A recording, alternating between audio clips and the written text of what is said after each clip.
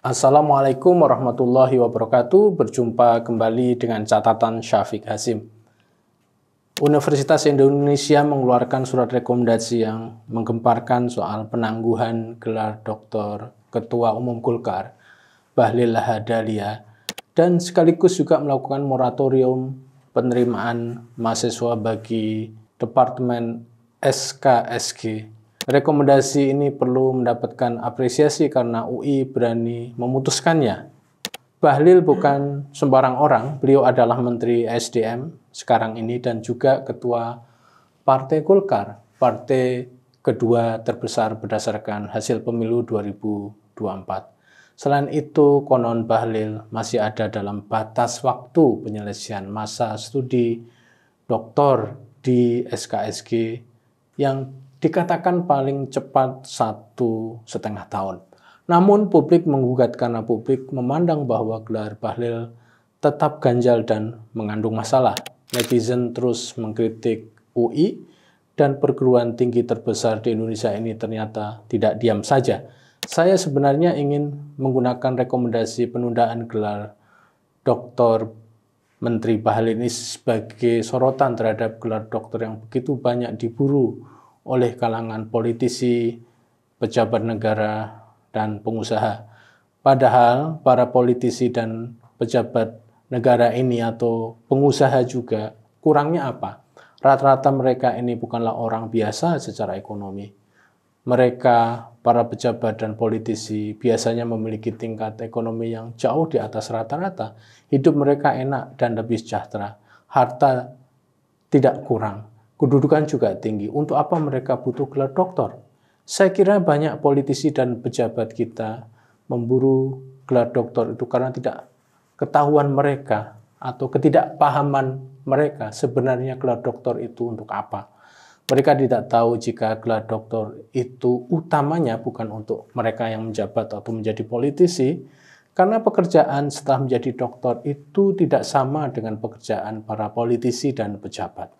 Untuk menjadi menteri, ketua partai, orang kaya, dan sebagainya, itu tidak harus doktor. Bahkan orang yang sama sekali tidak lulus SMA saja bisa menjadi orang kaya. Mereka tidak tahu bahwa gelar doktor itu utamanya adalah untuk mereka yang ingin mengajar dan meneliti di perguruan tinggi. Mereka tidak tahu bahwa gelar doktor itu untuk para peneliti karena dengan mereka doktor mereka sudah teruji menjadi seorang peneliti. Disertasi para doktor yang dipertahankan di sidang akademik disebut dengan istilah disputasi, promosi atau viva adalah puncak rayaan gelar akademik karena mereka sudah dengan susah payah menyusun disertasinya. Mereka, para politisi dan pejabat yang memburu gelar doktor tidak tahu bahwa tempat mereka setelah dapat gelar doktor di kampus, mengajar dan meneliti, bukan di kantor kementerian atau kantor pejabat lainnya atau kantor partai politik. Untuk apa mereka berburu doktor? Apakah mereka ingin dianggap pintar dan cerdas karena punya pendidikan S3? Mereka juga tidak tahu bahwa para doktor yang karir tertingginya mengajar dan meneliti itu tidak mendapat gaji setinggi kalangan politisi dan kalangan pejabat. Mereka tidak tahu bahwa untuk mendapatkan gaji yang tidak seberapa ini pun harus mengisi banyak hal administratif seperti mengisi beban kerja dosen setiap satu semester dan masih banyak hal yang lainnya. Mereka juga tidak tahu atau pura-pura tidak tahu jika banyak doktor yang sulit hidupnya. Gaji bulanan dapat namun tidak cukup untuk memenuhi kebutuhan hidup mereka. Makan sehari-hari, menyekolahkan anak, bayar cicilan rumah, dan sebagainya. Ada model umum yang bisa kita anggap aneh di negeri kita. Pertama, menempuh pendidikan doktor dengan cepat seperti 1,5 tahun. Kedua, mencari gelar doktor honoris causa. Bagi yang nampaknya masih ada waktu, menempuh gelar doktor itu banyak ditempuh untuk menunjukkan bahwa mereka melakukan proses belajar dengan sungguh-sungguh. Padahal mungkin asisten mereka yang sibuk kesana kemari untuk mencari data, bahkan melakukan penelitian. Terkadang membantu juga menuliskannya. Banyak pejabat dan politisi yang menempuh jalur pendidikan seperti ini. Sementara model doktor honoris causa lain lagi. Banyak universitas yang menawarkan doktor honoris causa pada tokoh yang mereka anggap memiliki kepantasan karena reputasinya untuk gelar kehormatan doktor tanpa sekolah ini. Meskipun mereka tahu bahwa doktor honoris causa itu bukan gelar akademik yang penyandangnya bisa menggunakannya untuk mengajar, namun mereka sudah puas apabila mendapatkan gelar doktor HC. Paling tidak gelar itu akan terus tersebut bersama dirinya, bersama nama mereka.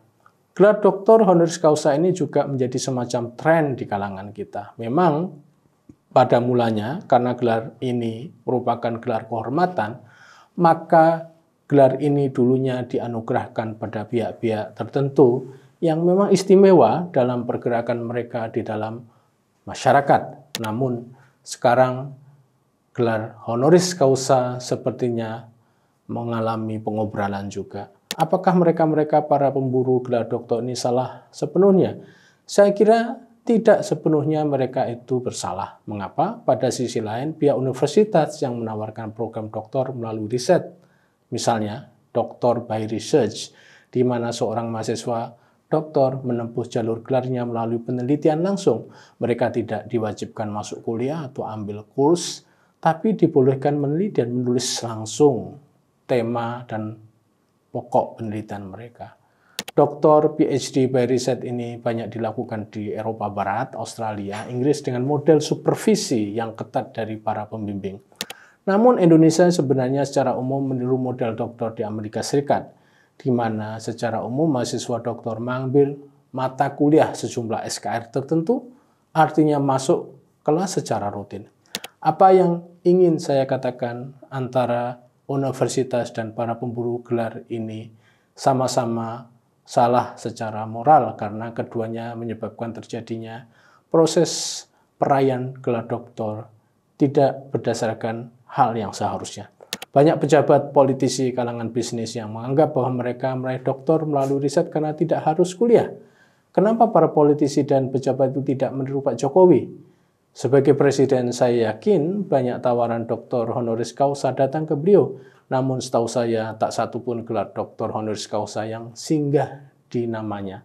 Konon Jokowi tidak mau menerima anugerah doktor honoris causa karena beliau merasa itu bukan hal yang harus disematkan padanya. Bagi catatan, jika seorang sudah meraih kedudukan tinggi menjadi pejabat negara, memiliki harta melimpah, menjadi ketua umum partai politik, penguasa, untuk apa harus punya doktor? Bukankah raihan mereka itu sudah luar biasa melebihi raihan seorang doktor? Jika pencapaian gelar doktor itu ditempuh dengan jalur yang seharusnya ditempuh, maka itu hal yang luar biasa dan patut diapresiasi. Namun jika itu hanya kosmetika saja, maka itu akan menjadi mendegradasi gelar doktor itu sendiri. Demikian, wassalamualaikum warahmatullahi wabarakatuh.